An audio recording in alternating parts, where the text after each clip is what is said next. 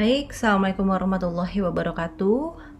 Hari ini kita akan membahas mengenai mengelola konflik dalam sebuah organisasi atau perusahaan. Oke.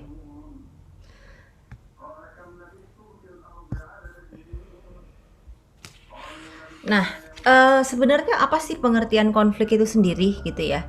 Jadi banyak yang mengartikan konflik itu adalah sesuatu yang buruk, atau bahkan banyak yang mengartikan bahwa secara keseluruhan konflik itu adalah sesuatu yang nantinya akan menghasilkan sesuatu yang baik tentunya. Nah, ini adalah perdebatan-perdebatan yang terjadi pada masa sekarang ya. Definisi konflik sendiri itu kondisi yang dipersepsikan ada di antara pihak-pihak atau lebih merasakan adanya ketidaksesuaian tujuan ya. Jadi ini boleh digarisbawahi di sini, ada ketidaksesuaian tujuan dan peluang untuk mencampuri usaha pencapaian pihak lain. Jadi bisa diartikan atau bisa dimaknai sebagai sesuatu yang tidak sesuai, sesuatu yang adanya ketidakcocokan antara pihak satu dengan pihak yang lainnya. Nah, sehingga sama-sama belum bisa mencapai tujuan atau pencapaian dari pihak-pihak yang diinginkan gitu ya. Nah, baik, pandangan terhadap konflik sendiri gitu ya. Nah, ini terdapat perbedaan pandangan terhadap konflik atau peran konflik dalam sebuah organisasi atau sebuah kelompok gitu. Jadi ada pendapat bahwa konflik memang harus dihindari gitu. Udah nggak usah ini deh, nggak usah menuai konflik gitu ya. Atau kita nggak usah ikut-ikutan berkonflik. Nah, tapi memang kalau misalnya kita biarkan ya, tentunya ini akan merugikan atau akan berdampak negatif bagi perusahaan atau bagi organisasi kalau dibiarkan.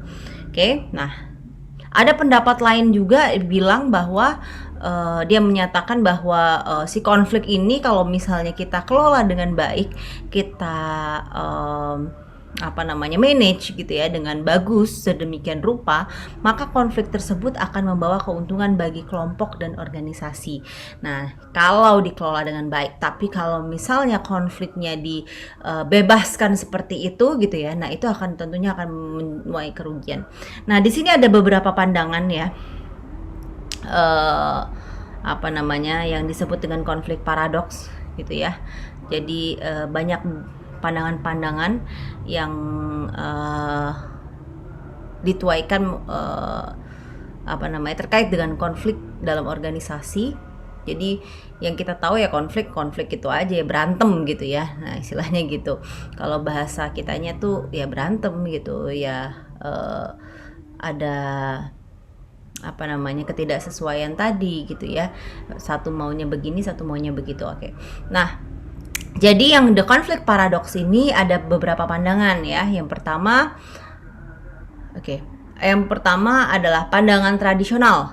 Nah, pandangan tradisional ini menyatakan bahwa sebenarnya semua konflik, apapun bentuk konflik itu sendiri, itu buruk gitu, itu jelek gitu. Nah, ini akan menimbulkan kerugian. Nah, ini akan menimbulkan kerugian gitu ya. Kerugian bagi siapapun yang mendapati dirinya terkait atau involved in a conflict gitu ya. Nah, ini berarti hal yang negatif dari sisi pandangan tradisional gitu. Nah, ini bisa disinonimkan juga dengan istilah violence, destruction ya, irritationality dan lain sebagainya, yang hal-hal yang memang merugikan dan berdampak negatif baik dalam waktu pendek, jangka pendek maupun jangka panjang gitu. Nah, kemudian ada pandangan hubungan manusia. Nah, apa ini gitu ya? Nah, pandangan hubungan manusia ini dia berargumen gitu ya, berargumen bahwa konflik ini merupakan sebuah peristiwa yang udah wajar terjadi gitu. Alami, semua orang punya konflik, semua orang pernah get involved in a konflik, dan emang tidak terelakkan lagi. Pasti semua kelompok manusia, setiap individu yang berada dalam sebuah kelompok maupun tidak, itu akan memiliki konflik gitu. Ya, akan berkonflik. Nah, jadi konflik ini memiliki potensi kekuatan yang positif, tentunya dalam menentukan kinerja kelompok. Oke, jadi nantinya gitu ya, kalau misalnya si dalam pandangan hubungan manusia ini akan mendapatkan sisi yang lebih kepada positivity ya, lebih kepada positif, tapi ini tergantung nih, itu hal yang wajar gitu, mau dia negatif mau dia positif itu hal yang wajar. Oke. Kemudian ada pandangan interaksionis. Nah, pandangan interaksionis ini sebenarnya ini cenderung mendorong terjadinya konflik. Udah, memang kita harus berkonflik, nggak boleh nggak berkonflik gitu. Ada beberapa orang yang memang, atau beberapa individu ya, individu atau kelompok yang memang maunya konflik aja gitu ya. Nah, karena mereka berpendapat atau berpandangan interaksionis ini, bahwa konflik itu hal yang positif untuk dilakukan, ya kan, mutlak wajib gitu. Mungkin kalau misalnya kita ngelihat beberapa kelompok politik misalnya ya, saya nggak bilang A, B, C yang menuai konflik, tapi ada beberapa kelompok politik yang wah dia nih kok konflik terus, kayaknya tuh kayak ngajak berantem terus gitu ya, ada aja ini kan, karena mereka berpandangan interaksionis ini. Tapi ada juga yang tadi di sisi lain memiliki pandangan tradisional, mungkin udah deh aku nggak mau ikut-ikutan konflik gitu kan, dan terserah deh si kelompok A mau interaksionis silahkan gitu. Jadi itu yang perlu dipahami ya. Jadi merupakan hal yang mutlak untuk dilakukan, jadi harus diciptakan ini konflik. Oke, nah ini ada beberapa pandangan terkait modernisasi gitu ya, terkait pandangan modern mengenai konflik dengan pandangan tradisional gitu. Jadi saya contohin pandangan tradisional. Oke.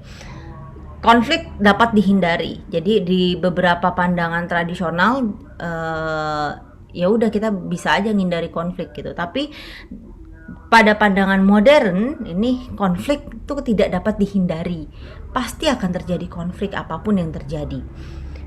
Dalam pandangan tradisional, konflik disebabkan oleh kesalahan manajemen dalam merancang dan memimpin sebuah organisasi.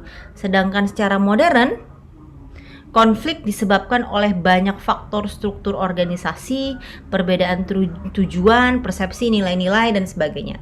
Nah, ini yang dalam pandangan modern ini terjadi, sering sekali terjadi ya. Jadi, kalau dulu konflik ya karena salah orangnya aja yang ngatur gitu. Nah, tapi kalau zaman sekarang orang berkonflik itu bukan karena itu. Nah, karena misalnya kebanyakan pegawai nih gitu ya dalam sebuah organisasi atau usaha, kalau ketika kita memiliki banyak pegawai itu apa ya istilahnya, kayak ada hal-hal yang dibilang titik buta gitu ya. Titik buta ini apa? Orang saling menggantungkan satu sama lainnya gitu.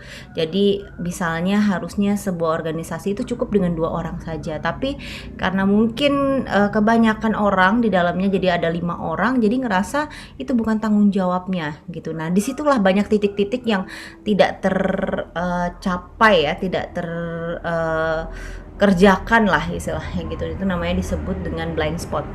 Oke, itu. Kemudian konflik mengacaukan organisasi dan mencegah pencapaian tujuan yang optimal. Nah, ini secara tradisional ya. Sedangkan pandangan modern, konflik mengurangi kinerja organisasi dalam berbagai tingkatan. Oke ya, ini udah jelas. Kemudian pandangan tradisional lagi, manajemen itu bertugas untuk meminimalisir konflik. Tapi secara modern, manajemen itu tugasnya cuma mengelola dan mengatasi konflik hingga mencapai pencapaian kinerja yang optimal. Oke. Kemudian pandangan tradisional, untuk mencapai kinerja yang optimal maka konflik harus dihilangkan. Sedangkan di modern gitu ya, di modern ini untuk mencapai kinerja yang optimal dibutuhkan tingkat konflik yang moderat. Jadi sebenarnya kalau sekarang kalau ditanya secara pribadi ke saya lebih memilih pandangan yang modern tentunya ya, karena ini memang yang terjadi sekarang gitu. Dan untuk mencapai kinerja yang optimal, untuk kita bisa naik kelas, tentunya kita butuh konflik, gitu ya. Kalau nggak ada konflik, kita nggak akan naik kelas. Intinya seperti itu. Oke, nah, ini dia ada model ya dari Pondis Model of Organizational Conflict. Nah, ini ada 5 stage ya. Jadi the first stage ini adalah latent conflict ya, atau source of conflict. Nah, ini bisa diartikan apa ya? Seperti apa namanya nih? Apa sih gitu ya, di source-nya gitu ya, sumber-sumber konfliknya ini apa gitu. Oke. Setelah diketahui sumber-sumber konfliknya gitu ya, nah kemudian konflik itu dipersepsikan gitu, yaitu individu ya atau kelompok yang mulai merasakan adanya pertentangan gitu ya di antara dua belah pihak ini gitu kan. Nah itu dipersepsikan apa gitu. Oke, mungkin menurut si pihak A ini persepsinya seperti ini, pihak B seperti ini. Nah, itu perceived conflict. Itu stage 2. Nah, the third state itu felt the conflict. Ya. Nah, ini tahap ketiga adalah konflik yang dirasakan. Oke. Nah, konflik yang dirasakan.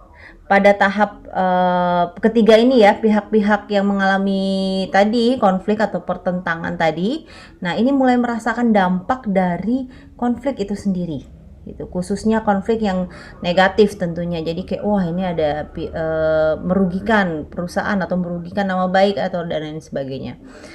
Terus kemudian kita masuk ke stage 4 ya, naik lagi tingkatannya, manifest conflict. Nah, manifest conflict ini merupakan tahap konflik yang ditunjukkan secara terang-terangan gitu ya. Jadi salah satu pihak yang berkonflik itu mulai merespon pihak lainnya yang dipersepsikan wah ini orang nih menghambat tujuan si kelompok dia tadi gitu. Nah ini adanya respon gitu ya, adanya apa namanya action gitu ya. Nah, ini baru nanti kita naik lagi ke tahap terakhir. Nah, ini merupakan konflik aftermath, ya kan? Ya, ini adalah akibat, ya, akibat dari keseluruhan stage tadi, ya kan? Naik ke stage 5 itu akibat dari si apa namanya? Konflik tersebut ya. Ini merupakan tahap yang terakhir. Nah, di mana konflik pada akhirnya nantinya diselesaikan atau malah tidak selesai gitu, balik lagi gitu, atau muncul konflik yang baru, balik lagi ke stage 1, stage 2 dan seterusnya seperti itu. Oke. Nah, ini ada jenis-jenis konflik ya. Oke. Jenis-jenis konflik.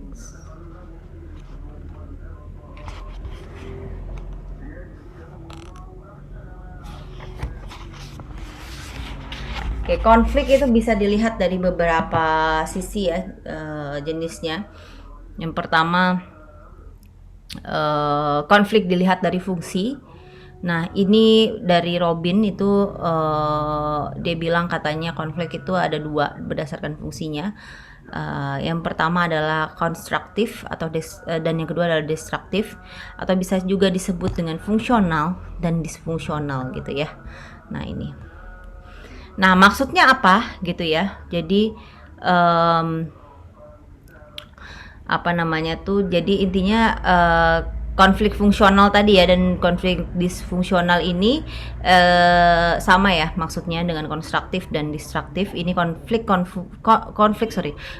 fungsional adalah konflik yang mendukung seperti apa ya? Kayak pencapaian tujuan kelompok. Jadi dia support gitu ya. Nah, dan yang memiliki tindakan untuk memperbaiki kinerja dari kelompok tersebut gitu. Sedangkan yang destruktif atau dysfunctional ini yang merintangi lah, yang menghalangi dari apa namanya,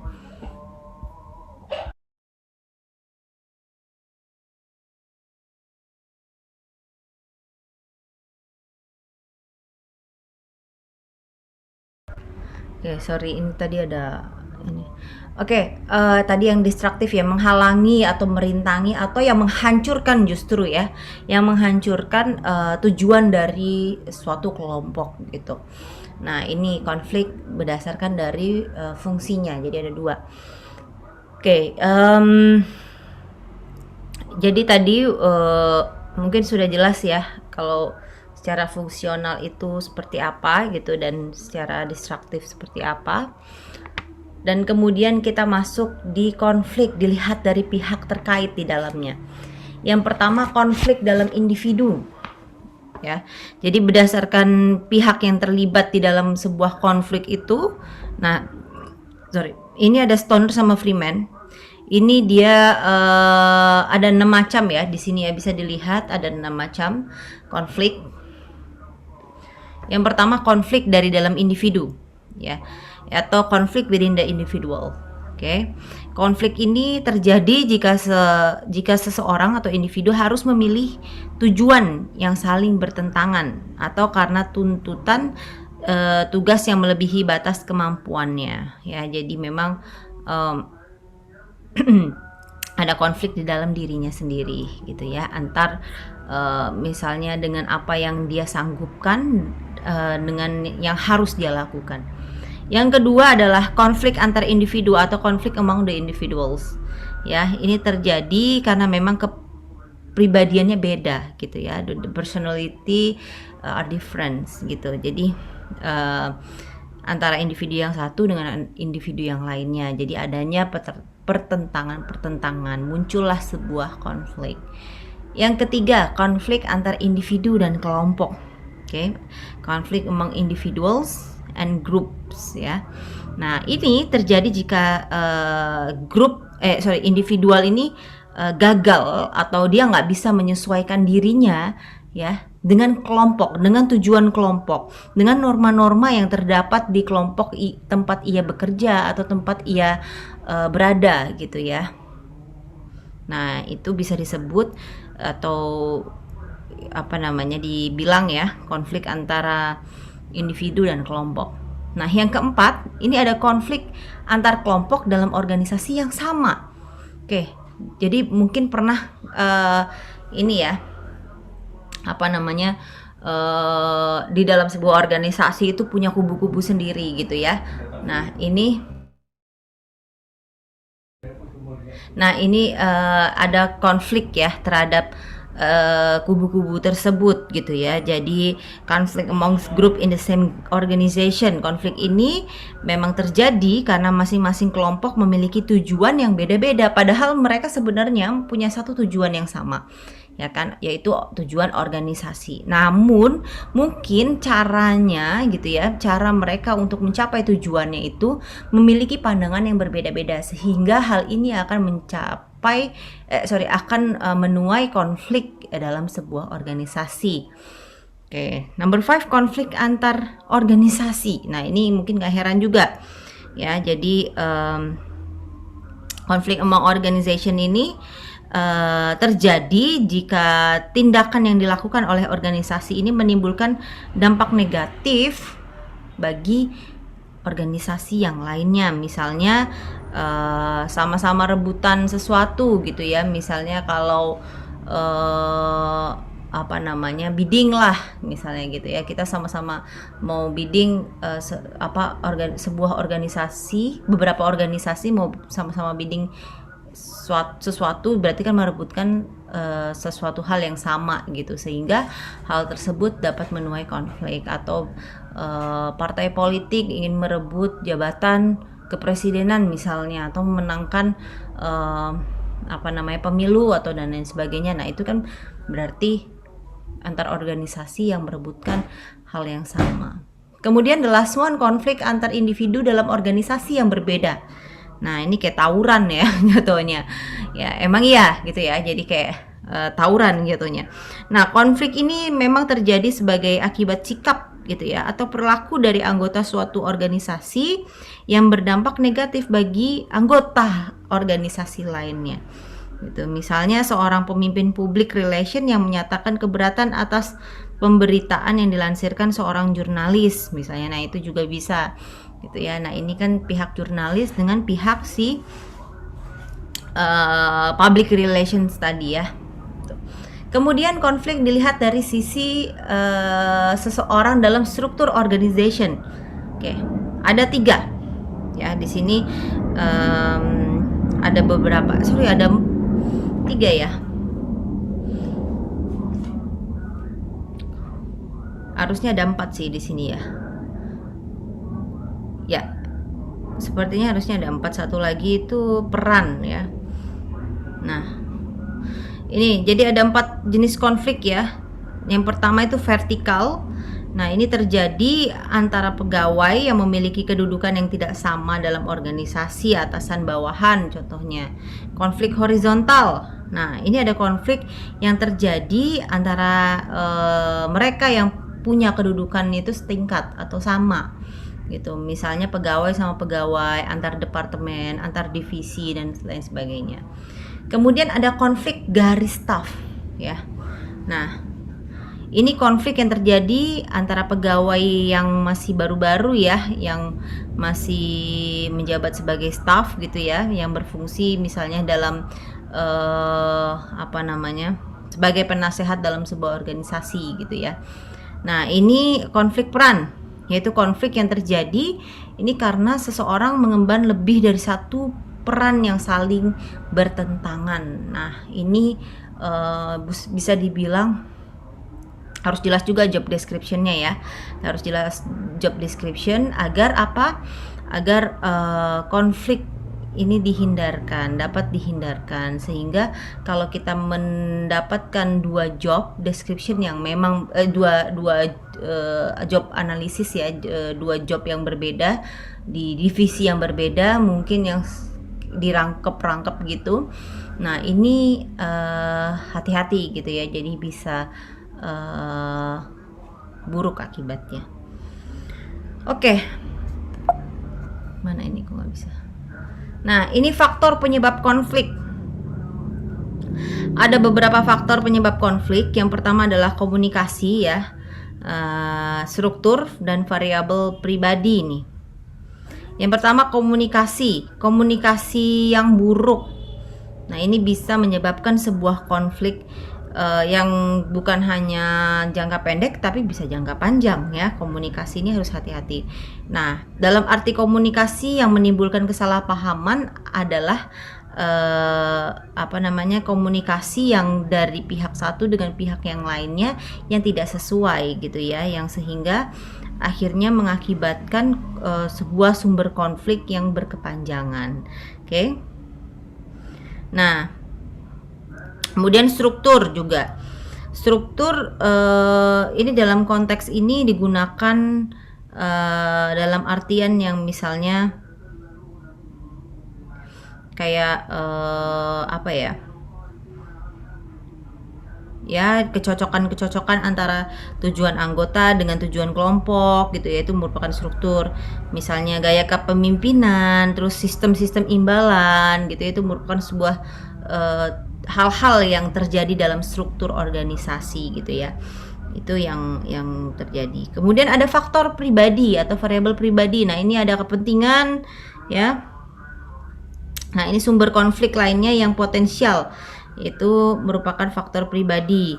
Nah, hal ini pastinya akan dimiliki setiap individu. Misalnya ada faktor-faktor kepentingan, kemudian ada faktor-faktor emosi, ada nilai-nilai yang kita punya yang orang lain tidak punya. Nah, ini adalah variabel kepribadian yang nantinya tentunya akan bisa memunculkan atau menyebabkan konflik ya. Mengelola konflik dalam organisasi. Oke. Nah, ini kita ya sebagai business owner sometimes kita butuh banyak energi, butuh banyak waktu ketika ada konflik yang hadir pada saat itu, sehingga gimana caranya kita bisa menangani sebuah konflik yang terjadi. Pokoknya gimana cara kita menyelesaikannya. Nah, upaya apa ya kita lakukan untuk menangani konflik tersebut. Di sini ada 5 gaya penanganan konflik dari Kretner dan Kinichki ya. Nah, ini memang bisa dilihat di sini. Yang pertama adalah nih, integrating atau problem solving. Langkah-langkah untuk mencapai solusi ini antara lain adalah mulai dengan berdiskusi ya, dengan waktu dan tempat yang kondusif. Oke, menghargai perbedaan individu, bersikap empati dengan semua pihak, menggunakan komunikasi asertif ya. Ini komunikasi asertif itu sangat penting. Bahkan bukan hanya konflik dalam organisasi, tapi konflik dalam rumah tangga pun bukan hanya konflik ya. Hal-hal yang memicu konflik bukan hanya dalam rumah tangga tapi dalam kehidupan sehari-hari kita, komunikasi asertif itu sangat diperlukan ya, dengan memaparkan isu dan fakta yang jelas. Oke. Membedakan sudut pandang, meyakinkan bahwa tiap individu dapat menyampaikan idenya masing-masing ya, membuat kerangka isu utama berdasarkan prinsip umum, menjadi pendengar yang baik, setuju terhadap solusi yang menyeimbangkan kekuatan dan memuaskan semua pihak ya, sehingga mencapai win-win solution. Semua ini adalah problem solving. Oke. Gaya penanganan konflik berarti menggunakan problem solving ini tadi. Oke, jadi mungkin ada sebuah konflik yang terjadi di sebuah perusahaan entah itu antara individu dalam organisasi atau organisasi atau yang tadi sudah kita jelaskan ya. Nah, kemudian kalau mau kita pakai problem solving ya tinggal pilih aja kita mau yang mana ininya. Kemudian adalah smoothing atau obliging ya. Ini memusatkan perhatian pada upaya untuk memuaskan pihak lain daripada diri sendiri. Oke deh, biar lancar ini kita kerjaan semuanya dah, yang penting apa yang harus kita bantu gitu ya untuk dia mencapai tujuannya gitu. Nah, ini lebih kayak mengalah ya, tapi bukan berarti kalah dan lain sebagainya, tapi untuk demi melancarkan sesuatu hal di balik itu gitu. Kemudian dominating atau forcing. Nah, ini orientasi pada diri sendiri yang sangat tinggi dan rendahnya kepedulian terhadap kepentingan orang lain. Ya, jadi memang mendorong seseorang untuk menggunakan taktik saya menang, kamu kalah. Oke, jadi intinya ya gaya forcing ini lebih kepada wah nggak bisa nih, harus seperti ini gitu ya. Nah, ini memaksakan keinginannya sendiri gitu. Bukan berarti ini jelek gitu. Ini sometimes it's good gitu ya, karena ketika kita selalu mengandalkan smoothing kita juga nggak bisa maju-maju. Tapi ketika kita menggunakan forcing sometimes it's good gitu ya. Tergantung pada kondisi dan waktunya kapan gitu. Ya, gaya ini cocok digunakan jika cara-cara yang tidak populer hendak diterapkan dalam penyelesaian masalah. Masalah yang dipecahkan tidak terlalu penting. Oke, dan harus mengambil keputusan dalam waktu yang cepat. Ya, jadi misalnya ya apapun lah itu. Oke, ini harus seperti ini gitu. Kadang-kadang dibutuhkan orang-orang yang tegas gitu ya dalam melakukan atau mengambil keputusan gitu. Bukan hanya oh ya udah deh kita pakai komunikasi asertif, kita diskusi atau kita win-win solution seperti apa. Nah, itu tidak bisa dalam forcing ini atau dominating ini gitu. Jadi harus ada satu pihak atau satu orang misalnya dalam satu organisasi, satu individu yang nggak bisa nih, kita harus meeting sekarang gitu. Ya satu lagi mungkin bilang nggak perlu meeting gitu ya. Ngapain, udah langsung ini aja, kita langsung pergi aja. Nggak bisa, kita harus berdiskusi dulu mengenai ini. Nah, itu merupakan konflik yang terjadi dalam sebuah organisasi gitu. Jadi memang harus dipilah-pilih. Avoiding. Nah, teknik menghindar nih. Kalau teknik avoiding ini kayak cocoknya sama saya nih. Ya, kalau kadang-kadang sering dipakai gitu ya. Karena saya bukan tipikal, beda-beda ya individu. Kalau saya biasanya lebih seneng antara avoiding sama smoothing. Ya, jadi mungkin bukan tipikal leader yang seperti forcing gitu ya, mungkin problem solving sometimes gitu. Ini orang-orang beda, mungkin teman-teman semuanya bisa, wah seperti apa sih penanganan konflik yang biasanya saya lakukan gitu. Tapi kalau misalnya di di di organisasi yang besar mungkin tidak bisa melakukan ini semua, harus ada yang compromising, harus campur-campur gitu ya, harus ada avoiding, harus dilakukan problem solving sometimes smoothing, sometimes forcing gitu ya. Nah ini harus mixing. Nah, ini teknik menghindar, cocok digunakan untuk menyelesaikan masalah yang sederhana. Jika biaya yang harus dikeluarkan untuk konfrontasi itu jauh lebih besar daripada keuntungan yang diperoleh, ya. Gaya ini nggak cocok nih untuk menyelesaikan masalah yang sulit atau buruk gitu ya. Ya benar sih, kalau misalnya kita avoid ya, kita menghindar terus di masalah-masalah yang besar, tentu nggak akan pernah bisa. Nggak akan selesai gitu ya. Nah, compromising. Gaya ini menempatkan seseorang pada posisi moderat atau ya tengah-tengah gitu, yang secara seimbang memadukan antar kepentingan sendiri dan kepentingan orang lain. Ini merupakan pendekatan saling memberi dan menerima, give and take ya. Oke, give and take approach ini benar dari pihak-pihak yang terlibat. Nah, ini kompromi cocok digunakan untuk menangani masalah yang melibatkan pihak-pihak yang memiliki tujuan berbeda tapi memiliki kekuatan yang sama. Kekuatan utama dari kompromi adalah pada prosesnya ya, yang demokratis. Ya ini seperti berdiskusi lah. Compromising ini kan seperti kayak seperti diskusi ya. Jadi apa yang pendapat pihak A, pihak B, jadi nanti disatukan. Proses manajemen konflik.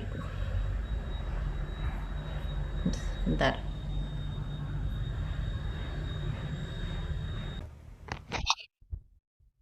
Oke, ini proses manajemen konflik. Nah, diagnosis, intervention, konflik ya, konflik itu sendiri, learning and effectiveness, kemudian feedback. Nah, ini merupakan sebuah proses. Yang kita tahu mungkin kayak proses mau makan gitu, proses mau masang sepatu atau lain sebagainya. Nah ini tentunya dalam memanage sebuah konflik gitu ya, ada prosesnya. Pertama kita diagnosis dulu, kita diagnosa, observasi dulu gitu, analisis dulu, measurement dulu ya. Ukur-ukur dulu nih kadarnya berapa nih gitu, dalam artian apakah ini sebuah konflik yang serius atau tidak gitu ya, atau yang ringan atau seperti apa, yang gampang diselesaikan atau tidak gitu, analisis dulu. Kemudian intervention ya, kemudian kita masukkan pendekatan-pendekatan tertentu melalui culture design ya, kita desain seperti apa mau selesaikannya. Kemudian leadership ya, tadi mungkin sudah kita bahas di beberapa poin tadi ya, mau penanganannya seperti apa, leadership seperti apa yang kita gunakan, apakah tadi kita udah tahu nih measurement tadi ya, mungkin masalahnya ini masalah berat. Nah leadership seperti apa yang kita lakukan, harus bagaimana. Konflik ya, ini amount of conflict styles ya. Jadi konfliknya itu sendiri gitu, kita pahami, kita dalami. Tadi sudah measurement, kita dalami. Pastinya nanti akan ada permasalahan-permasalahan yang lain muncul di sini gitu ya. Sebanyak apa, sebesar apa masalahnya, dan apa masalahnya gitu. Tadi baru measurement doang, tapi di sini apa sih masalahnya? Kita selesaikan gitu. Kita udah tahu leadership seperti apa, culture seperti apa yang akan kita gunakan, desain seperti apa yang kita akan gunakan. Nah, ketika sudah dihadapkan di konfliknya, kita apply lah semua itu ya, kita aplikasikan semua itu. Kemudian learning and effectiveness ya kan, secara individual, group and organization ya. Jadi kita lihat satu-satu, telisik secara individual seperti apa ya kan, apa yang bisa kita pelajari, apakah itu efektif untuk individual, secara group dan organization ya. Kemudian setelah masalahnya selesai, konfliknya selesai, dapat ditangani baik secara individual, group and organization tadi, kemudian baru adanya feedback ya kan, feedback apa yang salah dalam kita melakukan penyelesaian konflik ini atau manajemen konflik ini. Kemudian balik lagi, kalau memang masih ada sesuatu yang tidak benar atau masih ada sesuatu yang mengganjal, balik lagi ke diagnosis, intervention, conflict, learning effectiveness, dan terusnya gitu. Oke. Baik, terima kasih untuk pertemuan kali ini. Nah, mungkin teman-teman bisa kerjakan ya, berdiskusi terkait dengan manajemen konflik ya, terkait dengan manajemen konflik ini. Jadi mungkin di tempat kerjanya atau di organisasi, jadi ini kelompok saja, di organisasi teman-teman semuanya pasti ada konflik ya tadi, baik secara tradisional, hubungan manusia, interaksionis tadi gitu kan. Nah itu tipikalnya apa saja tadi kita sudah belajar jenis-jenisnya gitu ya, berdasarkan fungsi dan lain sebagainya ya kan. Nah ini akan ada terjadi di sebuah organisasi atau perusahaan ya, atau kelompok atau grup gitu ya. Nah jadi intinya teman-teman semua bikin atau observasi apa sih konflik yang sering terjadi di kelompok kalian gitu. Dan boleh nih kelompok belajar, let's say wah saya belum bekerja Bu, misalnya saya masih dan tidak mengikuti organisasi apapun gitu, tapi kan pernah mengikuti kelompok belajar, diskusi dalam belajar. Nah itu kira-kira konfliknya apa gitu ya. Nah itu teman-teman semua silahkan deskripsikan gitu ya, mulai dari pandangan terhadap konflik apa yang terjadi di sebuah kelompok tersebut ya, terus kemudian dibuat pondis modelnya, terus jenisnya tuh seperti apa sih gitu ya, penyebab konfliknya apa. Nah bagaimana teman-teman sekalian itu mengelola konflik tersebut gitu ya, pasti ini macam-macam. Terus kemudian bagaimana ya secara umum ini proses manajemen konfliknya gitu. Oke, paling itu saja, dibuat aja secara kelompok ya, jadi bisa didiskusikan bareng-bareng. Kelompok yang sudah pernah ada aja dulu, jadi buatnya nanti di dalam